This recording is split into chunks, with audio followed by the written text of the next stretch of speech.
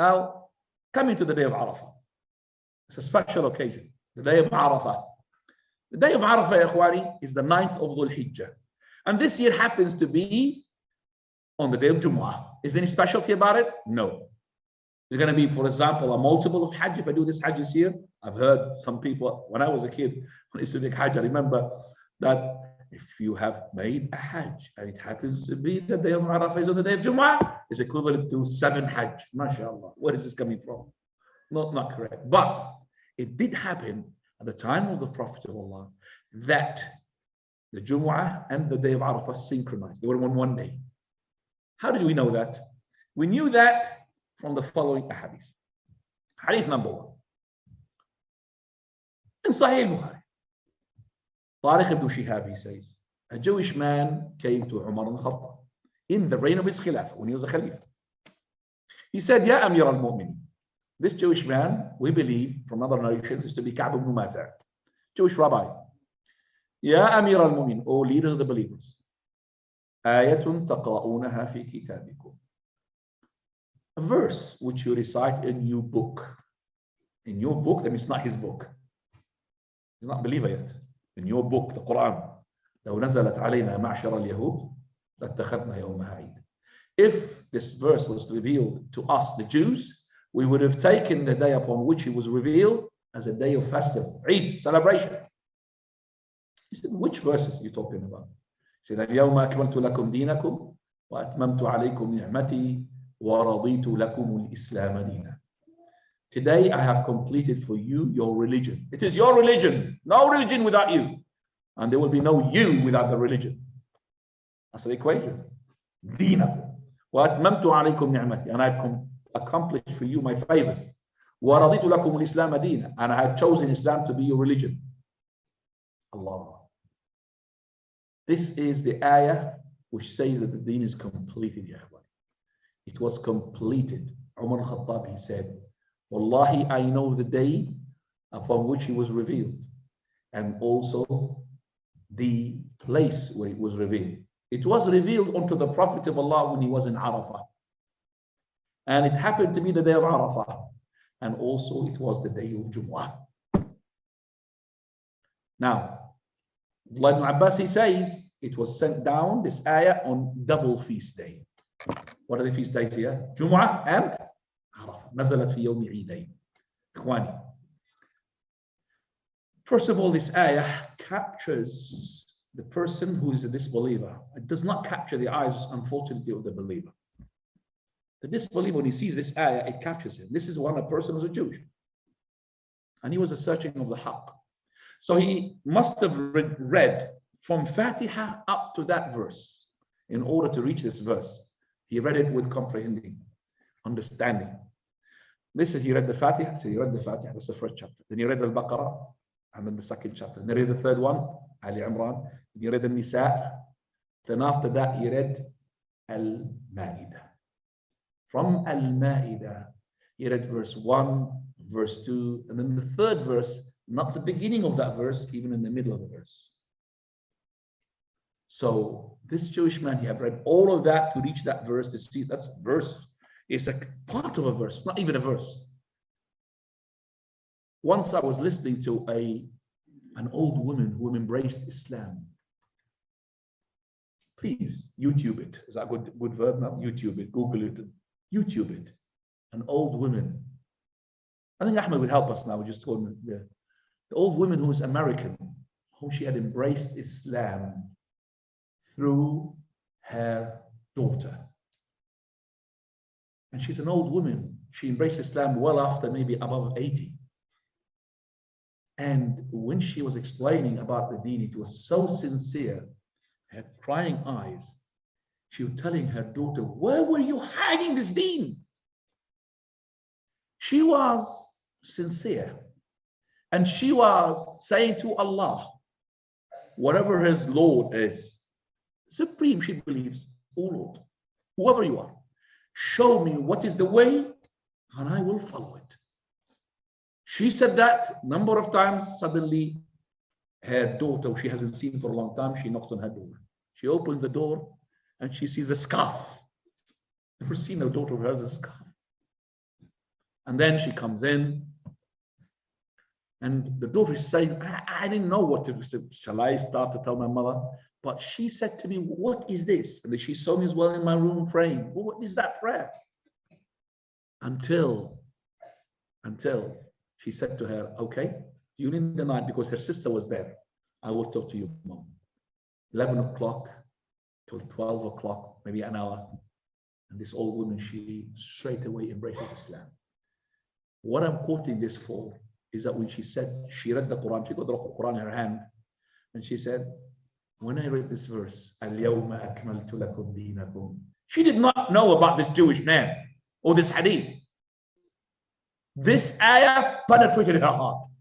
اليوم أكملت لكم دينكم وأتممت عليكم نعمتي ورضيت لكم الإسلام دين. She knew the impact of this verse. Yet with believers, that's an ayah, just normal ayah. But for her, it's something she cried.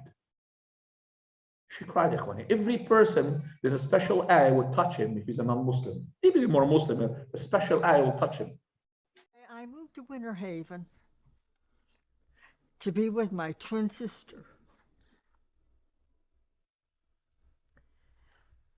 And I had left the local church that I was in, and I felt sad that I was leaving.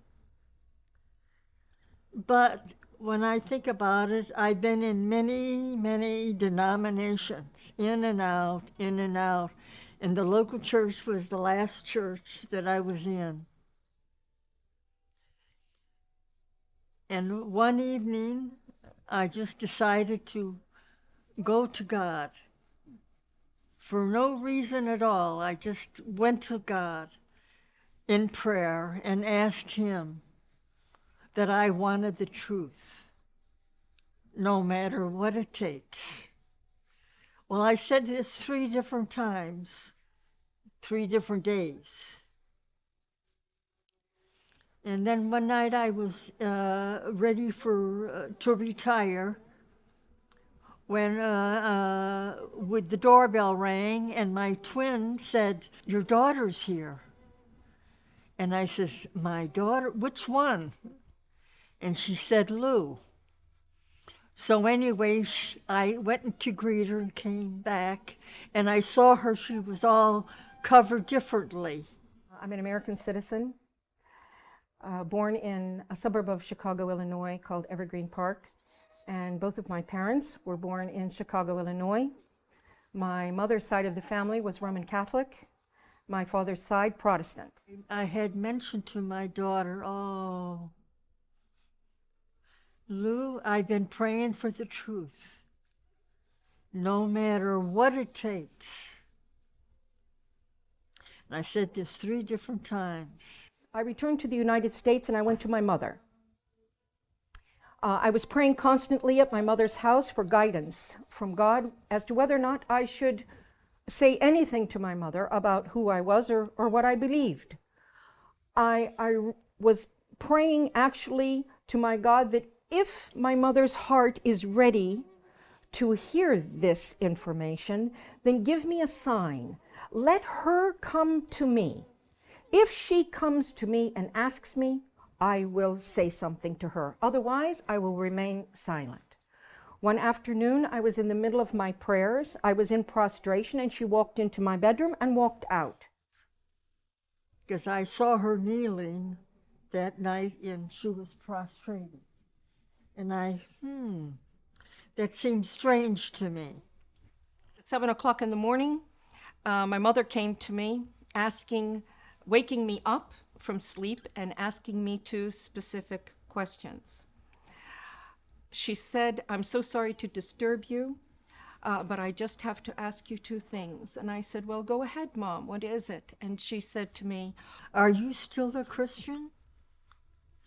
And what do you think about what the Christians teach regarding the Trinity? That God is 3 and 1 and 1 and 3. My response to my mother at that moment was, tonight, when your sister goes to sleep, I will be happy to sit with you and to explain to you who I am and why I am who I am. And after my sister went to sleep, and she would share.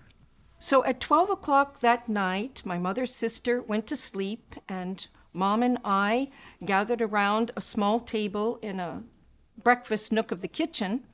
On top of the table, I had the Quran, the Bible, and my own personal study, handwritten study notebook. We sat and had a discussion for 2 hours, going back to our original beliefs and progressing through what we've always been taught, both in the Catholic Church, in the Protestant churches. And then I introduced Islam to my mother, the Quran, and the Prophet Muhammad, sallallahu alaihi wasallam. When we both completed this discussion, it was exactly 2 hours later, 2 o'clock in the morning.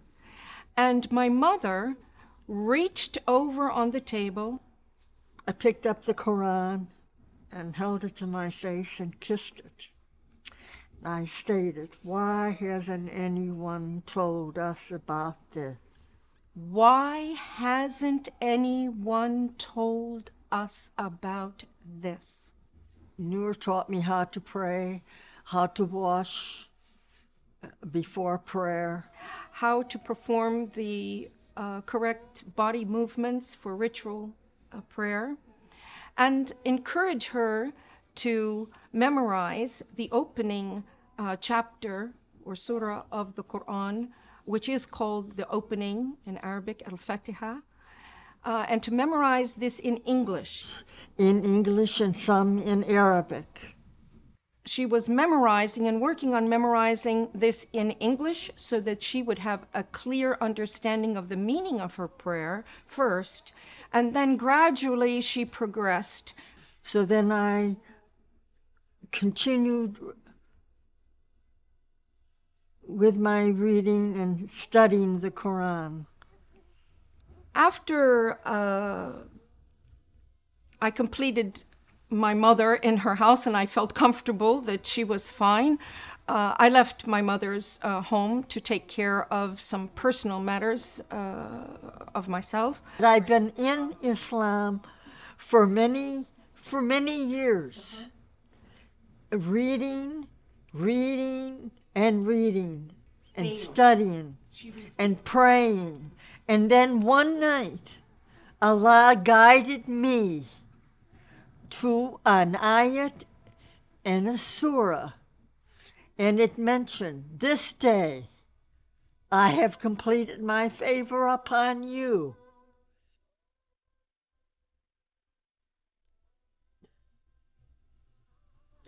I have perfected your religion, and I have chosen Islam as your religion. This was amazing to me, just amazing, that I realized that God had a religion. And all these other denominations were just man-made. Praise Allah. So my daughter had called me from Egypt, and she had made arrangements that I wanted to go to Hajj. So I performed my duty. And it was a wonderful experience. I can remember just walking up that hill, and the tears were just coming down my face. So then I returned home and continued my journey. And I really realized that I was on a journey to Islam. لبيك اللهم لبيك لبيك لا شريك لك لبيك لبيك الحمد والنعمة لك والملك لا شريك